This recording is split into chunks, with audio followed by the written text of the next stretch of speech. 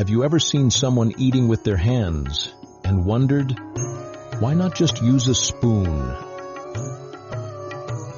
In India, that simple act isn't just about eating. It's about connection, culture, and centuries of tradition. Across India, meals aren't just about food, they're about emotion. Families gather, stories are shared, laughter fills the air. And right at the center of it all, our hands. Eating with our hands isn't just a custom. It's a ritual passed down for generations, blending culture, science, and spirituality into every bite.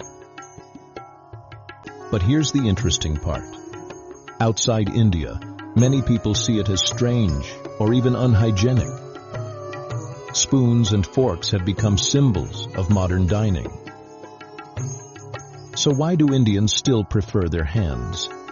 Could it be that this old tradition actually has benefits that science is only now starting to understand?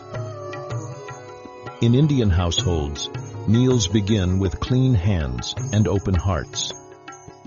Before eating, hands are washed, not just for hygiene, but as a sign of respect for the food. Then everyone sits together, often sharing from the same plate, a gesture of unity and love. Eating with our hands engages all 5 senses. We feel the texture of rice, the softness of bread, the warmth of curry. Before the first bite, our fingertips send signals to the brain, preparing the body for digestion. It's mindfulness without meditation.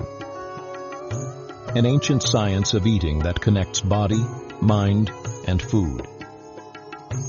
As we explore deeper, one truth stands out. This isn't just about food, it's about identity. For many Indians, eating with hands is a reminder of home, family, and belonging. It's how grandparents ate, and their grandparents before them. A tradition carried through time, across generations and continents, holding people together in a world that's moving too fast. Eating with hands is more than a habit. It's a connection to the food, to the people we eat with, and to the culture that shaped us.